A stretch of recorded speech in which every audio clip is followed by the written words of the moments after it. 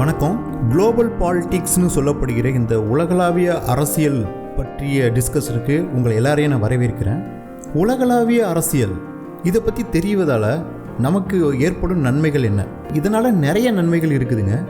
உதாரணத்துக்கு சொன்னால், நம்மை சுற்றி நடக்கும் விஷயங்களுக்கு உலகளாவிய அரசியல் எப்படி துணை போகிறதுங்கிறது ரொம்ப தெளிவாக புரியும். ஒரு உதாரணம் சொல்லணுன்னா, சீனா இந்தியா, வியட்நாம் போன்ற நாடுகளிடம் இருந்து அரிசியை வாங்குகிறது. இது ஒரு செய்தி. சீனா அவ்வளோ அழகான மொபைல் ஃபோன் ப்ரொடியூஸ் பண்ணுற ஒரு நாடு அரிசியை அவங்களால விளைவிக்க முடியாதா? ஏன் விளைவிக்க முடியாது அப்படிங்கிற கொஸ்டின் உங்கள் மனசில் வரலாம். இதுக்கு காரணம் இல்லாமல் இல்லைங்க. அரிசியை, அதாவது நெல்லை இறக்குமதி பண்ணுவதன் மூலம் சீனா இந்தியா, வியட்நாம் போன்ற நாடுகளின் நீர்வளத்தை இறக்குமதி செய்கிறது. அரிசி இறக்குமதி பண்ணுறேன்னு முதல்ல நீ தான் சொன்ன, இப்போ தண்ணீரை இறக்குமதி பண்ணுறேன்னு இப்படி சொல்கிறியே, இதுக்கும் அதுக்கு என்ன சம்மந்தம்னு கேட்குறீங்கள? இதில் தான் அந்த தண்ணீர் சம்பந்தமான உலகளாவிய அரசியல் விளையாடுகிறது. உங்களுக்கே தெரியும், நெல் சாகுபடிக்கு தண்ணி எவ்வளோ அவசியம்னு சொல்லிட்டு. மினிமம் ஒரு அரை அடிக்காவது தண்ணி நிற்கணும் ஒவ்வொரு நெல் சாகுபடியிலையும். அந்த தண்ணீரும் இப்போது கிடைக்கிறதுக்கே ரொம்ப கஷ்டமாக இருக்குது. இந்த மாதிரி கிடைப்பதற்கு அரிதான ஒரு வளம் தண்ணீர். அதை யூஸ் பண்ணி ப்ரொடியூஸ் பண்ணுற ஒரு உணவு தானியம் அரிசி. இந்த அரிசியை மற்ற நாடுகளிடம் இருந்து இறக்குமதி பண்ணுவதன் மூலம் சீனா தனது நீர்வளத்தின் ஆதாரத்தையும் பாதுகாக்கிறது. அதே சமயம் இந்தியா, வியட்நாம் போன்ற நீர்வளத்தையும் மறைமுகமாக இறக்குமதி செய்கின்றது, அதுவும் மிக குறைந்த விலையில். இந்த மாதிரி நம்மளை சுற்றி நடக்க ஒரு சாதாரண விஷயத்துக்கு கூட உலக அரசியல் தெரியும் போது இப்படி ஒரு மிகப்பெரிய உண்மை இருக்குதுன்னு நமக்கு புரிய வரும். ரெண்டாவது, உலக அரசியலை பற்றி பார்க்க நமக்கு ஒரு அருமையான ஒரு த்ரில்லர் படம் பார்த்த ஒரு அனுபவத்தை கொடுக்கும். அதோட சுவாரஸ்யம், அதில் வர டேர்னிங் பாயிண்ட்டு, வர கிளைமேக்ஸு, ஆன்டி கிளைமேக்ஸு, இதெல்லாம் பார்க்கும்போது நமக்கு ஒரு சிறந்த ஒரு படத்தை பார்த்த மாதிரி ஒரு சாட்டிஸ்ஃபேக்ஷனை நமக்கு கொடுக்கும். மூணாவது, மிகவும் சக்தி வாய்ந்த புத்தி கூர்மையுள்ள ஒரு எதிரியை வீழ்த்தும் கலையையும் நமக்கு கற்றுக் கொடுக்கும். அது வாழ்க்கையிலும் சரி, நாட்டோட அரசியல்லையும் சரி, எல்லா விஷயத்துலையும் சரி, இந்த கலையை நமக்கு கற்றுக் கொடுக்கும். ஒரு உதாரணத்துக்கு சொல்லணுன்னா, 1971 இந்தியா பாகிஸ்தான் போரில் இந்தியா பாகிஸ்தானில் 2 வாரத்தில் தோக்கடிச்சுது. 1971 நடந்த போர். இந்த போரில் தான் பங்களாதேஷ்ங்கிற ஒரு நாடை இந்தியா கிரியேட் பண்ணி கொடுத்துச்சு. இந்த நாட்டில் நேரடியாக தோத்தது பாகிஸ்தான், ஆனால் மறைமுகமாக இந்தியா சைனா, அமெரிக்காவையும் சேர்த்து தோக்கடிச்சுது. இந்த ஒரு வரலாற்றையும் நமக்கு கற்றுக் கொடுக்கும் உலக அரசியல். சரிங்க, உலக அரசியலுக்கு போகலாம். உலகளாவிய அரசியல் என்றால் என்ன? ஒரு நாடுகளுக்கு இடையே நடக்கும் நிகழ்ச்சிகள், நாடுகளுக்கு உள்ளே நடக்கும் நிகழ்ச்சிகள், இந்த நிகழ்ச்சிகளால் நாடுகளுக்கு இடையே இருக்கும் உறவுகள் எவ்வாறு பாதிக்கப்படுகின்றன என்பதை படிக்கிறது தான் உலகளாவிய அரசியல். இதை இங்கிலீஷில் குளோபல் பாலிடிக்ஸ்னு சொல்லுவாங்க. அதுக்கடுத்து நம்ம முக்கியமான பார்க்க வேண்டியது டிஃபரன்ஸ், வேறுபாடு. என்ன வேறுபாடுனா, நாடு, தேசம், அரசு, இந்த 3 சொல்களுக்கு இடையே இருக்கிற முக்கியமான வேறுபாடுகளை நம்ம பார்க்கணும். ஏன் பார்க்கணுன்னா, பொலிட்டிக்கல் சயின்ஸ்னு சொல்லப்படுகிற இந்த அரசியல் அறிவியலில் எல்லா ஆராய்ச்சிகளும் ஸ்டேட் அப்படிங்கிற ஒரு கான்செப்ட் மூலமாக தான் நடத்தப்படுகிறது. ஸ்டேட்ங்கிறது ரொம்ப ரொம்ப முக்கியமான ஒரு கான்செப்ட், அதாவது தமிழில் அரசுங்கிறது. ஸோ இவ்வளோ முக்கியத்துவம் வாய்ந்த ஸ்டேட்ங்கிற ஒரு சொல், அதாவது அரசுங்கிற சொல், நாடு மற்றும் தேசம் இந்த சொற்களிலிருந்து எவ்வாறு வேறுபடுகிறது என்பதை நம்ம கண்டிப்பாக தெரிஞ்சுக்கிட்டோம். ஃபஸ்ட்டு நம்ம பார்க்க போகிறது நாடு, கண்ட்ரி. நாடுனா என்ன? நாடுக்கு ஒரு வரையறை சொன்னோம்னா, தனிப்பட்ட ஒரு நிலப்பரப்பும் ஒரு அரசும் உள்ள ஒரு அமைப்பை தான் நாடுன்னு சொல்லுவாங்க. இது புவியியல் ரீதியாக உபயோகப்படுத்துகிற ஒரு சொல். நம்ம உலக வரைபடம், வேர்ல்டு மேப்பை பார்த்தா அதில் பல்வேறு நாடுகள், கிட்டத்தட்ட 194 நாடுகளை எல்லைகள் போட்டு பிரிச்சிருப்பாங்க. ஒவ்வொரு நாட்டுக்கும் ஒரு பெயர். இந்தியா ஒரு நாடு, சைனா ஒரு நாடு, அமெரிக்கா ஒரு நாடு. இந்த மாதிரி புவியியல் ரீதியாக குறிக்கப்படும் ஒரு சொல் நாடு. இதை இங்கிலீஷில் கண்ட்ரின்னு சொல்லுவாங்க. அடுத்து நம்ம பார்க்க போகிற ஒரு சொல் தேசம். தேசம்னா என்ன? தேசம்னா என்னன்னா, இது ஒரு உணர்ச்சியின் அடையாளம். எந்த மாதிரி உணர்ச்சின்னு கேட்குறீங்களா? தேசம் என்பது ஒரு குறிப்பிட்ட பகுதியை சேர்ந்த மக்களை குறிக்கும். அந்த மக்கள் எதனால் பிணைக்கப்பட்டிருப்பாங்கன்னா, ஒரு பொதுவான மொழி, இல்லை ஒரு பொதுவான நிலப்பரப்பு, இல்லை ஒரு பொதுவான வரலாறு, இல்லை ஒரு பொதுவான இனம், இல்லை ஒரு பொதுவான பண்பாடு, இல்லை ஒரு பொதுவான கலாச்சாரம். இந்த பிணைக்கப்பட்ட மக்களின் தொகுப்பே தேசம் எனப்படும். இந்தியா என் தேசம், தமிழ் என் தாய்மொழி, உணர்ச்சி பிளம்ப நம்ம பேசுகிறோம்ல, இதெல்லாம் தேசத்தின் அடையாளம். இப்போ உங்களுக்கு புரிஞ்சிருக்குமே, நாடு என்ற சொல் எதை குறிக்கும், தேசம் என்கிற சொல் எதை குறிக்கும்ட்டு. இப்போ 3வது முக்கியமான ஒரு சொல் பார்க்க போகிறோம். இதுக்கப்புறம் இந்த 3வது முக்கியமான சொல்லை வச்சு தான் நம்ம எல்லாமே டீல் பண்ண போகிறோம். அந்த சொல் தான் அரசு. இங்கிலீஷில் ஸ்டேட்டுன்னு சொல்லுவாங்க. அப்படின்னா என்ன அர்த்தம்னா வரையறுக்கப்பட்ட அரசியல் குழு என்று அர்த்தம். உச்சக்கட்ட அதிகாரம் உள்ள ஒரு அமைப்பு. அந்த அமைப்பு ஒரு குறிப்பிட்ட நிலப்பரப்பில் தன்னுடைய ஆட்சி அதிகாரத்தை செலுத்தும். அரசுக்கு தேவையான ஒரு முக்கியமான பண்பு சொவர்னிட்டி, அதாவது தமிழில் இறையாண்மை. இந்த சொவர்னிட்டி ஏன் இவ்வளோ ஒரு முக்கியமான பண்பு என்றால், இந்த சொவர்னிட்டிக்கு பொருளே சுப்ரீம் பவர், உச்சக்கட்ட அதிகாரத்தை கொண்டதுன்னு அர்த்தம். இந்த மாதிரி உச்சக்கட்ட அதிகாரத்தை கொண்ட ஒரு அரசியல் அமைப்பு தன்னுடைய நிலப்பரப்புக்கு உட்பட்ட எல்லா மக்களின் மேலேயும் எல்லா பொருட்களின் மேலேயும் தன்னுடைய அதிகாரத்தை பயன்படுத்தி ஆட்சி செலுத்துவதற்கு தேவையான ஒரு பண்பு இந்த சொவர்னிட்டி. இந்த இறையாண்மை மன்னராட்சியிலும் முடியாட்சியிலும் அரசரிடம் இருக்கும். அவர் சொல்வதே கட்டளை, அந்த கட்டளையே அவரின் சாசனம். ஒரு நவீன மக்களாட்சியில் இந்த இறையாண்மை எங்கே இருக்குன்னா சில அமைப்புகளோட இருக்கும். உதாரணத்துக்கு இந்தியாவில் இந்த இறையாண்மை எங்கே இருக்குதுன்னா பார்லிமெண்ட்னு சொல்லப்படுகிற நம்ம பாராளுமன்றத்தில் இருக்குது. இந்த இறையாண்மை எப்படி தோன்றியது என்றால் பீஸ் ஆஃப் வெஸ்ட்ஃபாலியா அப்படிங்கிற ஒரு அக்ரிமெண்ட், ஒரு ஒப்பந்தம் மூலமாக இந்த இறையாண்மை தோன்றியது. இது 1648 இந்த ஒப்பந்தம் போடப்பட்டது.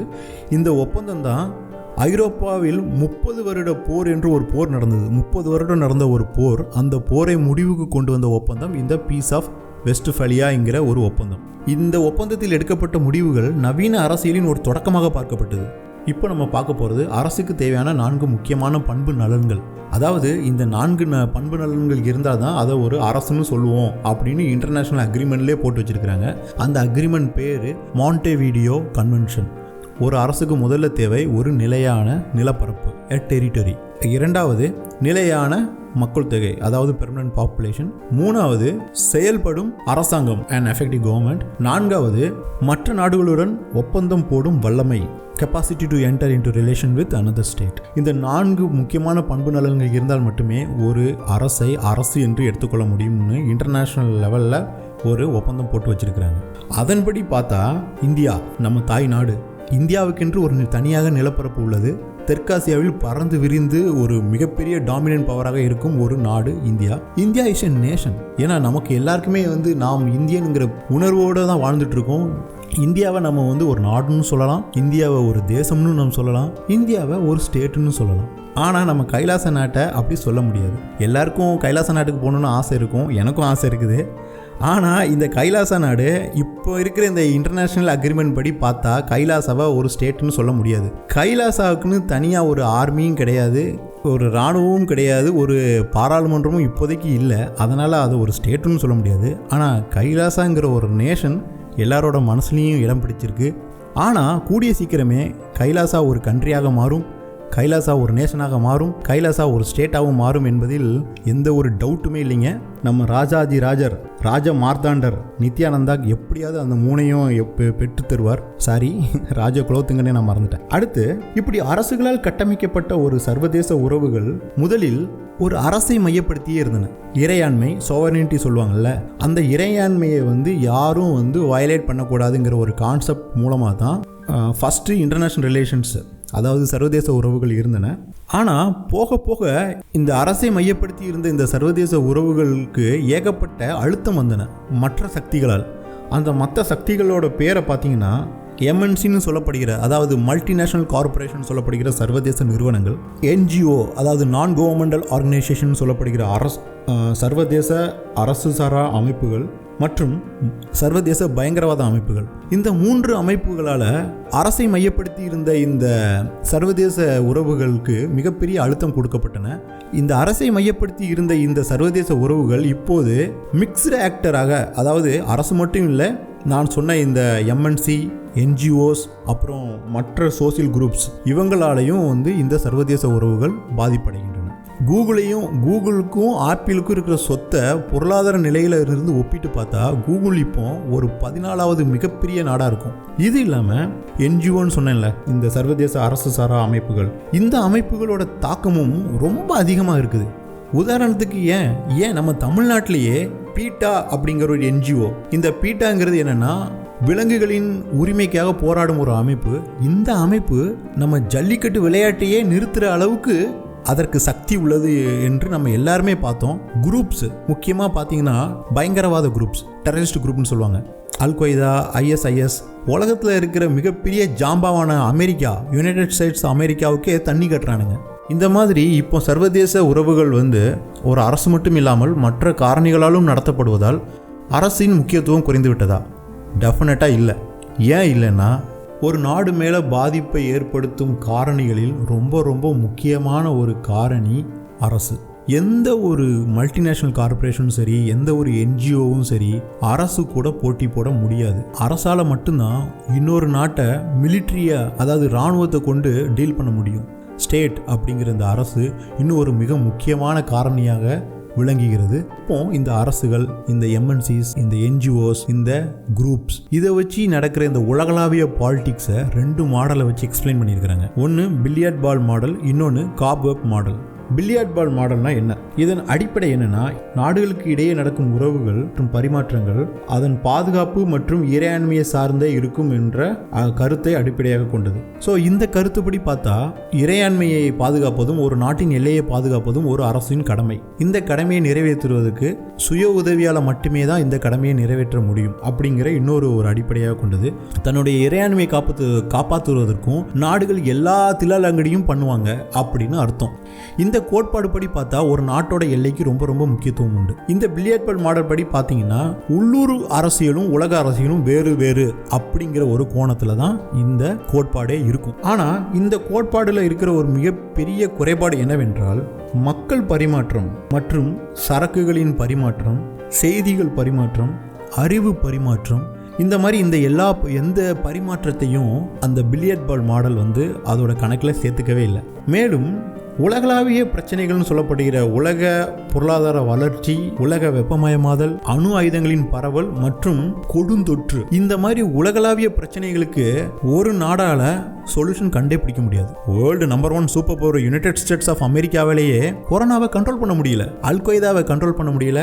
உலக அளவிலான பிரச்சனைகளுக்கு தீர்வு காண மற்ற நாடுகளோட ஒத்துழைப்பும் அவசியம். இந்த ஒத்துழைப்புங்கிற ஒரு கான்செப்டை வச்சு தான் அடுத்த மாடல் டெவலப் பண்ணாங்க, காப்வெப் மாடல். அரசுகள் தங்களுடைய தேவைக்காகவும் இந்த மாதிரி தங்களால் முடியாத பிரச்சனையை தீர்ப்பதற்காகவும் கூட்டுறவிலும் ஒன்றை ஒன்று சார்ந்தும் இருக்கும் அப்படிங்கிறது தான் இந்த காப்வெப் மாடலோட அடிப்படையே. ஸோ இப்போ இருக்கிற இந்த உலக அரசியல் சினாரியோவை பற்றி பார்த்தா, சில இடத்துல பில்லியர்ட் பால் மாடல் இன்னும் இருக்குது, சில இடத்துல காப்வெப் மாடலும் இருக்குது. பில்லியர்ட் பால் மாடல் எங்கெல்லாம் இருக்குதுன்னா, மத்திய ஆசியா பகுதிகளில் இன்னும் இந்த பில்லியர்ட் பால் மாடல் இன்னும் இருக்குது. இன்னும் பில்லியர்ட் பால் மாடல் உலக அரசியலில் ஒரு முக்கியமான பங்கு வகிக்குதுங்கிறத ப்ரூவ் பண்ணுது. ரெண்டாவது, இந்த காப்வெப் மாடலில் ஒரு சமச்சீரற்ற தன்மை ஏற்பட்டால், அதாவது அசிமெட்ரின்னு சொல்லுவாங்க இங்கிலீஷில், ஒரு நாடு இன்னொரு நாட்டுக்கு அடிமையாக இருக்கும். இந்த சமச்சீரற்ற தன்மைக்கு ஒரு கிளாசிக் எக்ஸாம்பிள் இப்போ இருக்கிற சீனா பாகிஸ்தான் உறவு. பாகிஸ்தானோட பொருளாதார பாதுகாப்பு அம்சங்களுக்கு சீனாவை சார்ந்துள்ளது, சீனாவை மட்டுமே சார்ந்துள்ளது. ஓகேங்க, இப்போ நம்ம இந்த வீடியோவோட எண்டுக்கு வந்துட்டோம். இந்த உலக அரசியலோட அறிமுகத்தை பற்றி நான் கொஞ்சம் டீட்டெயிலாக சொல்லியிருக்கிறேன்னு நம்புகிறேன். ஸோ கண்டிப்பாக வரப்போகிற வீடியோஸில் நம்ம உலக அரசியல் அறிவின் எல்லைகள் விரியும். நன்றி, வணக்கம்.